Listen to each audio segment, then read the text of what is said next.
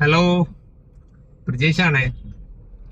അപ്പം കുറേ ദിവസമായി നമ്മൾ നിങ്ങളെ മുമ്പിലേക്ക് എത്തിയിട്ട് കഴിഞ്ഞ വീഡിയോയിൽ പറഞ്ഞിട്ടുണ്ടായിരുന്നു ചിക്കൻ ബോക്സ് അല്ല അതിൽ ഏകദേശം ക്ലിയറായി. എന്നാലും ആ ഒരു മൂഡ് വന്നില്ല. ഫുൾ മുഖത്തെല്ലാം ഫുൾ കലയാന്ന് എവിടെയും അങ്ങനെ പോകാൻ തുടങ്ങിയില്ല. അപ്പോൾ ഇന്ന് നമ്മൾ രാജരാജേശ്വരി ക്ഷേത്രത്തിൽ പോകാമെന്ന് വിചാരിച്ചു. തളിപ്പറമ്പ്, നമ്മുടെ കണ്ണൂര് തളിപ്പറമ്പുള്ള രാജരാജേശ്വര അല്ലേ, രാജരാജേശ്വര ക്ഷേത്രം. അപ്പം കുറേ ആയിട്ട് അധികം മിക്കവാറും പോകുന്നൊരു ക്ഷേത്രമാണ്. എപ്പോഴല്ല, എന്നാലും ഇടക്കെല്ലാം പോകുന്ന ഒരു അമ്പലമാണ്. നല്ല വലിയ കണ്ണൂരിലെ പ്രശസ്തമായ ക്ഷേത്രമാണ്. കണ്ണൂരിലെ നല്ല രാജരാജേശ്വര ക്ഷേത്രം എന്ന് പറഞ്ഞു കഴിഞ്ഞാൽ എല്ലാടിയും ഉള്ളതാണ്. എല്ലാടിയും അതിൻ്റെതായ പ്രാധാന്യമുള്ള ക്ഷേത്രമാണ്. അതിൻ്റെ പല ഐതിഹ്യങ്ങളും പറയുന്നുണ്ട്, അതൊന്നും ഞാനിത് പറയുന്നില്ല. എന്നാലും ഒരാളെ വിശ്വാസമല്ലേ. എനിക്കും പല നല്ല കാര്യങ്ങളും ഒക്കെ അവിടുന്ന് തുടങ്ങാനും അതുപോലെ തന്നെ എൻ്റെ അനുഭവത്തിലൊക്കെ ഉള്ള ഒരാളാണ് ഞാൻ. അപ്പോൾ ഇടയ്ക്ക് ഞാനും അവിടെ പോകാറുണ്ട്. പല പ്രശസ്തരായ പല വ്യക്തികളും വരുന്ന ഒരു ക്ഷേത്രമാണ് തളിപ്പറമ്പുള്ള രാജരാജേശ്വര ക്ഷേത്രം. അപ്പൊ നമ്മളിപ്പോ തളിപ്പറമ്പ് എത്തി. രാവിലെ ഇറങ്ങണം എന്ന് വിചാരിച്ചാണ്, പക്ഷെ കുറച്ച് ലേറ്റായി. നട അടച്ചിട്ടുണ്ടാവോ? നട അടക്കാനായില്ല. എന്തെങ്കിലും പൂജ വേണ്ടിയിട്ട് ഈ സമയത്ത് അടച്ചിട്ടുണ്ടാവോ എന്ന് അറിയില്ല. അപ്പൊ ഇനി അവിടെ ചെന്നിട്ട് നോക്കണം. അപ്പം നമ്മുടെ ചാനല് ഇതുവരെ സബ്സ്ക്രൈബ് ചെയ്തിട്ടില്ലെങ്കിൽ ചാനലൊന്ന് സബ്സ്ക്രൈബ് ചെയ്ത് സപ്പോർട്ട് ചെയ്യണേ. വീഡിയോ ഇഷ്ടപ്പെടുന്ന ഒരു വീഡിയോ ഒന്ന് ലൈക്ക് ചെയ്യുക, നിങ്ങളുടെ അഭിപ്രായങ്ങൾ കമന്റ് ചെയ്യുക. എന്തായാലും അടുക്കായാലും നല്ലതായാലും എല്ലാം നിങ്ങളുടെ അഭിപ്രായങ്ങളൊന്ന് കമന്റ് ചെയ്യാം. അപ്പം നമ്മളിതാ ഇങ്ങനെ തളിപ്പറമ്പ് ടൗണിലെത്തി. അപ്പൊ നമ്മൾ ഈ വീഡിയോ എടുക്കുന്നത് സൺഡേ ആണ്, ഞായറാഴ്ച രാവിലെയാണ്. അധികം തിരക്കും ട്രാഫിക്കൊന്നും ഇല്ല. ഇതായിപ്പുറം സെഞ്ചുറി ഉണ്ട്.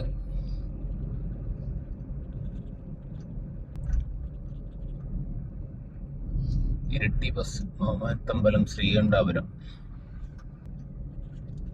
അപ്പൊ തളിപ്പറമ്പ് ടൗണ് കഴിഞ്ഞിട്ട് ഈ ലെഫ്റ്റിലുള്ളതാണ് ലൂർദ് ഹോസ്പിറ്റല്. തളിപ്പറമ്പിലെ പ്രശസ്തമായ ഒരു ഹോസ്പിറ്റലാണ് ലൂർദ് ഹോസ്പിറ്റല്.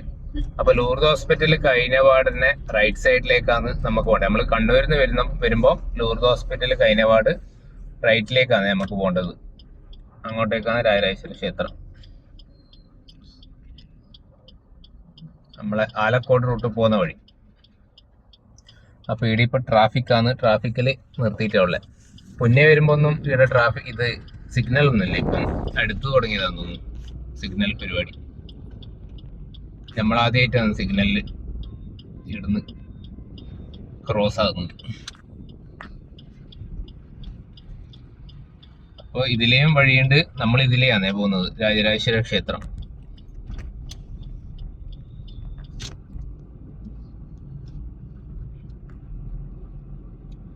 പിന്നെ തളിപ്പറമ്പ് രാജരാജേശ്വര ക്ഷേത്രത്തിലേക്ക് വന്നു കഴിഞ്ഞാല് ഇതിന്റെ അടുത്ത് തന്നെയുള്ള വേറൊരു പ്രശസ്തമായ ക്ഷേത്രമാണ്. രണ്ട് പ്രശസ്തമായ ക്ഷേത്രമാണ്. ഒന്ന് ആലക്കോട് റൂട്ടിൽ തന്നെയുള്ള വൈദ്യനാഥ ക്ഷേത്രം, പിന്നെ ഒന്ന് തളിപ്പറമ്പ് ടൗണിൽ തന്നെ തൃച്ചംബരം. അപ്പം ദൂരെയുള്ള കൂട്ടർക്കെല്ലാം വരുമ്പോ ഇതെല്ലാം പ്ലാൻ ചെയ്തിട്ട് വരാൻ പറ്റുന്നതാണ്. ക്ഷേത്ര ദർശനത്തിന് വരുമ്പോൾ തൃച്ചംബരം കവർ ചെയ്യാൻ പറ്റും, അതുപോലെ തന്നെ രാജരാജേശ്വര ക്ഷേത്രം കവർ ചെയ്യാൻ പറ്റും, അതുപോലെ തന്നെ വൈദ്യനാഥ ക്ഷേത്രം. വൈദ്യനാഥ ക്ഷേത്രം എല്ലാം പ്രശസ്തമായ ക്ഷേത്രമാണ്. അപ്പം നമ്മളങ്ങനെ രാജരാജേശ്വര ക്ഷേത്രത്തിലേക്കുള്ള റൂട്ടിലേക്ക് എൻ്ററായി. അങ്ങനെ നമ്മള് രാജരാജേശ്വര ക്ഷേത്രത്തിന്റെ തൊട്ടടുത്തെത്തി. ഇതാണ് രാജരാജേശ്വര ക്ഷേത്രത്തിലേക്കുള്ള എൻട്രൻസ്. വലിയ വാഹന തിരക്കൊന്നും അങ്ങനെ കാണുന്നില്ല. നോക്കാം പാർക്കിങ്ങിന്റെ അവിടെ ഉണ്ടോന്ന് അറിയില്ല. ഞായറാഴ്ച ആയതുകൊണ്ട് തിരക്കുണ്ടാവാനും ചാൻസ് ഉണ്ട്, അത്യാവശ്യം ആൾക്കാരുണ്ട്. അങ്ങനെ നമ്മൾ അമ്പലത്തിൻ്റെ ശ്രീ രാജരാജേശ്വര ക്ഷേത്രത്തിൻ്റെ മുമ്പിലുള്ള റോഡിൽ, ആ റോഡിൽ നേരെ പോയി കഴിഞ്ഞാൽ വൈദ്യനാഥ ക്ഷേത്രത്തിലൊക്കെ എത്താൻ പറ്റുന്ന ഒരു റോഡാണ്. അവിടെ നമ്മൾ വാഹനം പാർക്ക് ചെയ്തു. നേരെ ഇനി അമ്പല ദർശനത്തിലേക്കാണ്.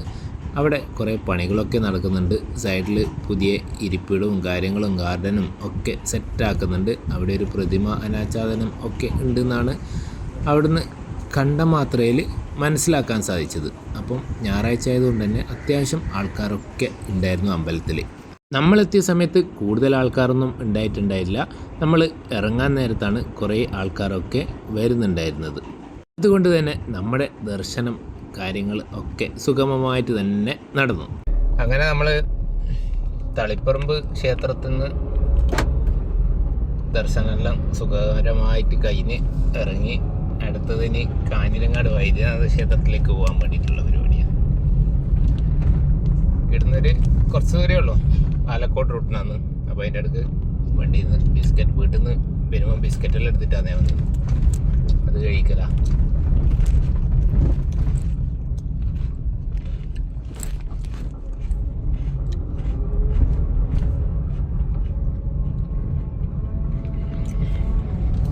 കണ്ണൂരിലേറ്റവും വൈദ്യനാഥ ക്ഷേത്രം വളരെ പ്രശസ്തമായ ക്ഷേത്രമാണ്. പക്ഷെ ഞാൻ ഇതുവരെ അവിടെ പോയിട്ടില്ല. അപ്പം ഇന്ന് വൈദ്യനാഥ ക്ഷേത്രത്തിൽ കൂടി പോയി എന്നിട്ട് മടങ്ങാമെന്ന് വിചാരിക്കുന്നു. അപ്പോൾ ഞാൻ നേരത്തെ പറഞ്ഞ പോലെ തന്നെ ദൂരത്തു നിന്നെല്ലാം വരുന്നവർക്ക്, അമ്പല ദർശനത്തിനൊക്കെ വരുന്നവർക്ക്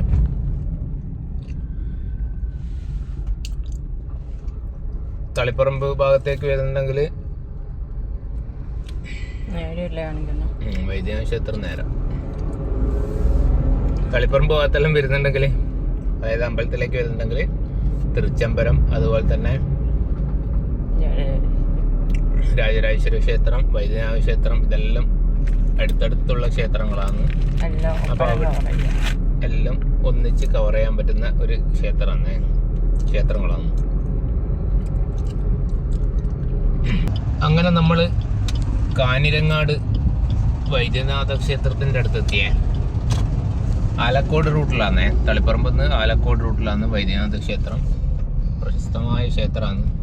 പക്ഷേ ഇതുവരെ ഇവിടെ വരാനുള്ള അവസരം എനിക്കുണ്ടായിട്ടില്ല. അപ്പോൾ ആദ്യമായിട്ടാണ് ഞാനിവിടെ വരുന്നത്. അപ്പോൾ ഇവിടെ പാർക്കിംഗ് സൈഡിൽ റോഡ്, അവിടെ നമുക്ക് വണ്ടി വെക്കാം.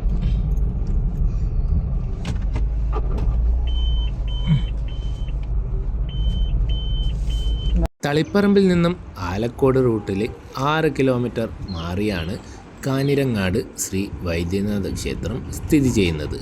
കേരളത്തിലെ ഏക വൈദ്യനാഥ ക്ഷേത്രമാണ് കാഞ്ഞിരങ്ങാട് ശ്രീ വൈദ്യനാഥ ക്ഷേത്രം.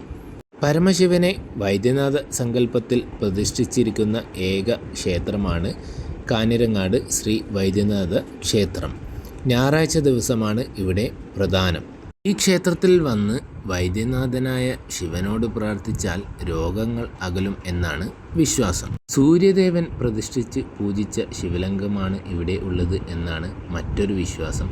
അങ്ങനെ വിശ്വാസങ്ങളൊക്കെ പല ക്ഷേത്രങ്ങളെപ്പറ്റിയും ഓരോ ക്ഷേത്രങ്ങളെപ്പറ്റിയും പല ഐതിഹ്യങ്ങളും വിശ്വാസങ്ങളും ഒക്കെ ഉണ്ടാവും. അതൊക്കെ ഓരോരുത്തർക്കും അവരവരുടെ ഇഷ്ടത്തിനനുസരിച്ചിട്ട് വിശ്വസിക്കാം. അപ്പോൾ ഇതാണ് കാഞ്ഞിരങ്ങാട് ശ്രീ വൈദ്യനാഥ ക്ഷേത്രത്തിലെ ചിറ.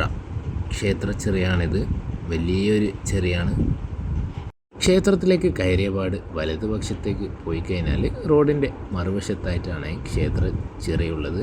അവിടെയൊക്കെ പോയിട്ടാണ് നമ്മൾ അമ്പലത്തിൽ കയറിയത്. അമ്പലത്തിൽ അത്യാവശ്യം നല്ല ആൾക്കാരൊക്കെ ഉണ്ടായിരുന്നു. ക്ഷേത്രത്തിന് പുറത്തായിട്ട് അയ്യപ്പസ്വാമിയുടെ ഒരു പ്രതിഷ്ഠ കൂടി അവിടെയുണ്ട്. വൈദ്യനാഥന് ജലധാരയും ക്ഷീരധാരയും ചെയ്യുന്നതാണ് ഇവിടുത്തെ പ്രധാനം. നാലമ്പലത്തിനുള്ളിൽ കയറി അതൊക്കെ ചെയ്തതിന് ശേഷം പുറത്ത് അയ്യപ്പൻ്റെ പ്രതിഷ്ഠയുണ്ട്. അതും പ്രാർത്ഥിച്ചിട്ട് അവിടെ നിന്ന് പ്രദക്ഷിണം കഴിഞ്ഞ് മടങ്ങുക. അപ്പം ഇത് പിന്നിലുള്ള ഊട്ടുപുരയാണ്. ഞായറാഴ്ച ദിവസം എല്ലാ ഞായറാഴ്ചയും ഇവിടെ അന്നദാനം ഒക്കെ നടക്കുന്നുണ്ട്.